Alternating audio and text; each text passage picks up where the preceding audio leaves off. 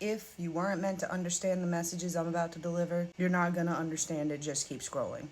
Who pay attention, you might already be aware they tell us the truth in a lot of the movies and TV shows and stuff like that. I've already seen the clip from Pocahontas where Grandmother Willow's saying there's spirits all around you, child, all you gotta do is listen. First of all, willow tree, trees are sentient, trees are awake, trees are alive.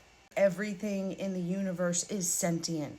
That's why you can hear it. That's why you can interact with it. To understand the universe, when you tune into the frequency of energy, you'll start understanding it more, tapping into your inner knowing. And the energy of the universe works like a paradox. It's a trickster, or so it seems. Think about it. God, source, universe, that's all one. That's all of us, our highest, most enlightened self.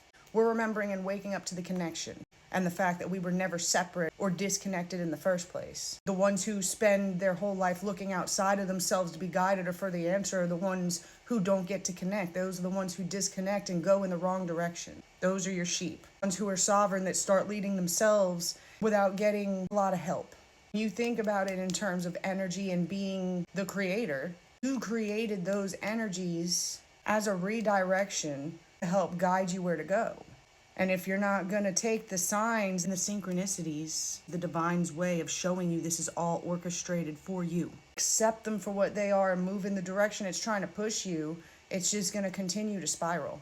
It's just going to continue to loop. And you're going to stay stuck and stagnant in those energies you don't want to be in, because you won't shed your fear, which is an illusion, and take the steps in order to get away from it.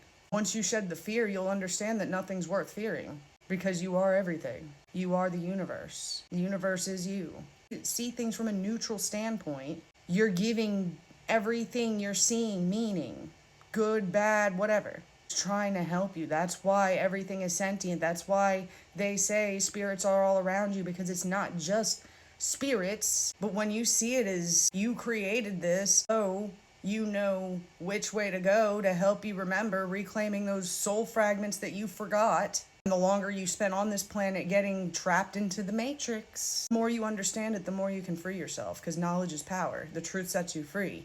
As long as you're willing to accept the truth for what it is and see there's unlimited possibilities, so everything can exist. Or the universe or the creator, source, experiencing itself and just forgot. When you start waking up and remembering, it starts making more sense. You start naturally flowing into alignment. Anything in your life that's causing you resistance is just an indication that it's not for you, or that you haven't learned the right information yet in order to obtain the knowledge you need to embrace that timeline of you going in that direction. Resistance is trying to stop you because it wasn't time yet. It takes you believing and trusting in yourself in order to master anything. Ancient civilizations were tapped in, so they knew to listen to the universe. They knew to listen to the resistance, to understand it. They knew to observe. And when the universe is trying to fight you, when you feel like that's what's best for you, it's because it's trying to stop you from finding yourself. Boom. That's how the universe is trying to speak to you. And not only that, through your feelings and your emotions. That's your highest self, or the universe and the energy trying to wake you up so you can see whether something's off in your reality or not, helping you determine which way to go. You become those emotions, you're not going to move in the way you need to in order to level up and be the best version of you. You observe them, understand why you're feeling them, and move accordingly, not letting fear stop you from going in the directions you need to go, then you will level up. I always say in Bruce Almighty, what happens when Bruce finds God where no one thinks to look?